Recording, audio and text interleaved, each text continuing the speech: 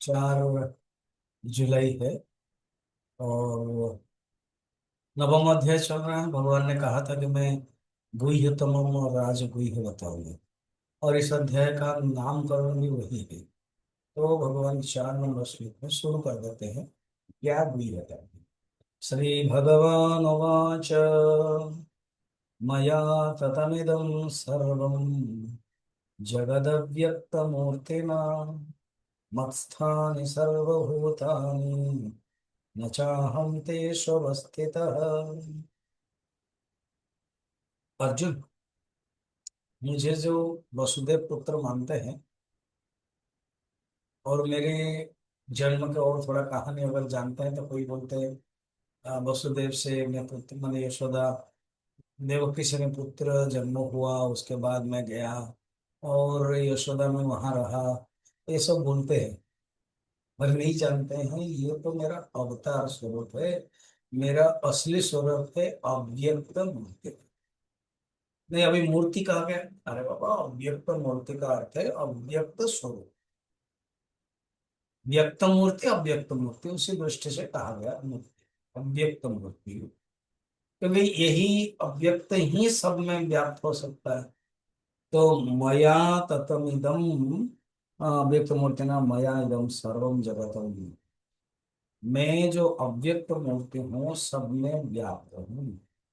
सर्वभूतानि मत्स्थानि, मैं सर्वभूत हूँ।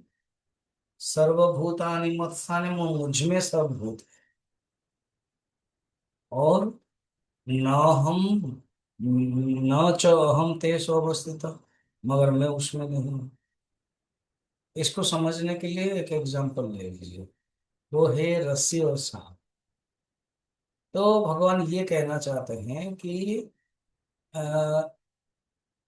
रस्सी में सांप है, मगर सांप में रस्सी नहीं है। सोनों में अलंकार है, मगर अलंकार का जो आकृति है, अलंकार जो रूप है उसमें भी नहीं। खाली अलंकार का रूप बोलोगे तो नहीं हो। अगर कोई बोलेगा ठीक है, सोना आप रख लो और अलंकार मुझे दे दो, उसका कोई अस्तित्व ही नहीं है। बिना परमात्मा से जगत का अस्तित्व नहीं। मगर परमात्मा सत्य है और जगत असत है, मिथ्या है।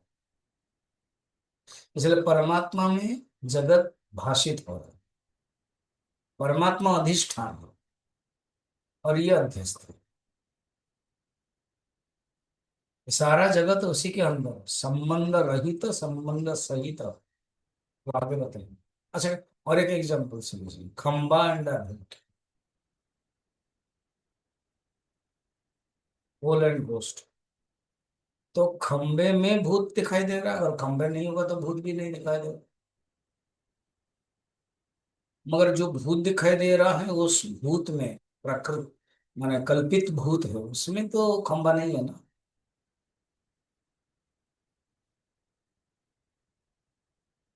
अव्यक्त अपने रूप से जग व्याप्त में करता सभी, मुझ में प्राणी समझ पन में नहीं, उसमें कभी। अर्थात मैं सब में हूं, मगर वो मेरे अंदर नहीं है। भगवान कौन है? परमात्मा छिपकर रहते हैं। छिपकर रहते हैं भगवान, बाहर भीतर एक समान। किसका ध्यान करो? सविवेक जल तरंग लो, ते हम एक। तो इसमें परमात्मा के स्वरूप के बारे में वर्णन किया गया है। फिर अभी प्रश्न है, तो फिर तो आप अगर उसमें रहते तो फिर आप असंग नहीं हुए,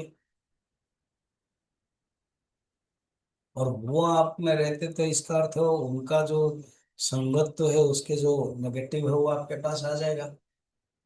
कैसे हो? वो अगले ऑप्शन कर देते हैं।